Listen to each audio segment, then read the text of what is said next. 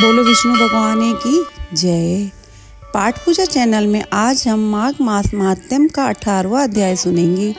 श्री वशिष्ठ ऋषि कहने लगे, हे राजन, मैंने दत्तात्रेय जी द्वारा कहा माघ मास महात्म्य कहा। अब माघ मास के स्नान का फल सुनो। हे परंतप, माघ स्नान सब यज्ञों, व्रतों और तपों का फल देने वाला है। माघ मास स्नान करने वाले स्वयं को स्वर्ग में जाते ही हैं, किंतु उनके माता और पिता दोनों के कुलों को भी स्वर्ग प्राप्त होता है। जो माघ मास में सूर्योदय के समय नदी आदि में स्नान करता है, उसके माता पिता के 7 कुलों की पीढ़ी स्वर्ग को प्राप्त होती है। माघ मास में स्नान करने वाले दुराचारी और कुकर्मी मनुष्य भी पापों से मुक्त हो जाते हैं और इस मास में हरि का पूजन करने वाले पाप समुदाय से छूटकर भगवान के सदस्य शरीर वाले हो जाते हैं। यदि कोई आलस से भी माघ में स्नान करता है, उसके भी सब पाप नष्ट हो जाते हैं। जैसे गंधर्व कन्याएं राजा की श्राप से भयंकर कल को भोगती हुई लोमश ऋषि के वचन से माघ में स्नान करने से पापों से छूट गई। यह वार्ता सुनकर राजा दिलीप विनय से पूछने लगा कि गुरुदेव, यह कन्याएं किसकी थी? उनको कब और कैसे श्राप मिला?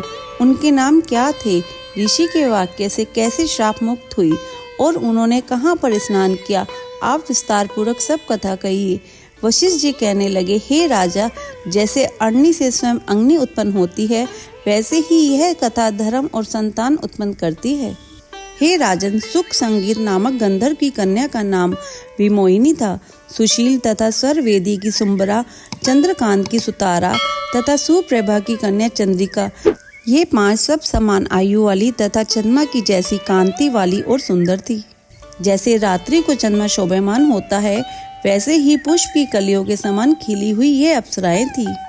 ऊंचे पयोधर वाली पद्मनी, वैशाख मास की कामनी, यौवन दिखाती हुई नवीन पत्तों वाली लता के सदृश गोरे रंग, सोने के सदृश चमकती हुई और सोने के अलंकारों से सुशोभित सुंदर वस्त्र धारण करे हुए, अनेक प्रकार के गाने और वीणा अथवा बांसुरी तथा दूसरे बाजे बजाने में प्रवीण और ताल, स्वर तथा नृत्य कला में निपुण थी। इस प्रकार वे कन्याएं क्रीड़ा करती हुई कुबेर के स्थान में विचरती थी। एक समय कौतुकवश माघ मास में एक वन से दूसरे वन में विचरती हुई मंदिर के पुष्प तोड़कर सरोवर पर गौरी पूजा के लिए गई। स्वच्छ जल के सरोवर में स्नान करके वस्त्र धारण कर मौन हो बालू मिट्टी की गौरी बनाकर चंदन, कपूर, कुमकुम और सुंदर कमलों से उपचार सहित पूजन करके यह 5 कन्याएं ताल नृत्य करने लगी। फिर ऊंचे गांधार स्वर में सुनकर गीत गाने लगी। जब ये कन्याएं गाने और नाचने में लीन थी, तो उस अचोत नामक उत्तम तीर्थ में वेद निधि नाम के मुनि के पुत्र अग्रिप ऋषि स्नान को गए। वह युवा ऋषि सुंदर मुख, कमल सदृश नयन, विशाल छाती, सुंदर भुजाओं वाला दूसरे कामदेव के समान था। शिखा सहित दंड लिए, मृगचम ओढ़े, योगोपवीत धारण किए हुए था। उसको देखकर 5 कन्याएं मुग्ध हो गई और उसका रूप एवं यौवन देखकर कामदेव से पीड़ित हो देखो देखो ऐसा कहती हुई उस ब्राह्मण के चित्त में कामदेव का डर उत्पन्न करने लगी और आपस में विचार करने लगी कि यह कौन है।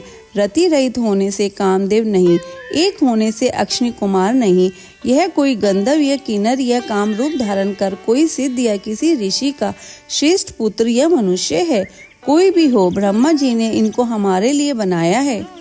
जैसे पूर्व कर्म के प्रभाव से संपत्ति प्राप्त होती है, वैसे ही गौरी जी ने हम कुमारियों के लिए श्रेष्ठ वर दिया है और आपस में यह तुम्हारा, वह रही या मेरा अथवा सबका, ऐसा कहने लगी।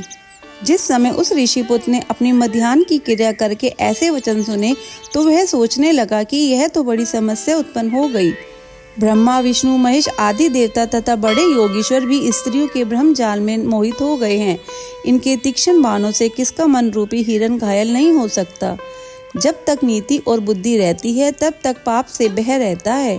जब तक तप की गंभीरता रहती है, यम विधि का पालन होता है, तब तक मनुष्य स्त्रियों के काम रूपी बाणों से बींधा नहीं जाता।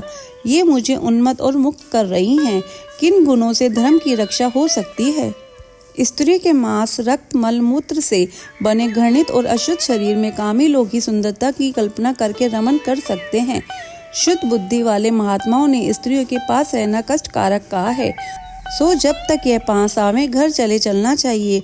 अतः जब तक वह उसके पास आई वह योग बल से अंतर्ध्यान हो गया।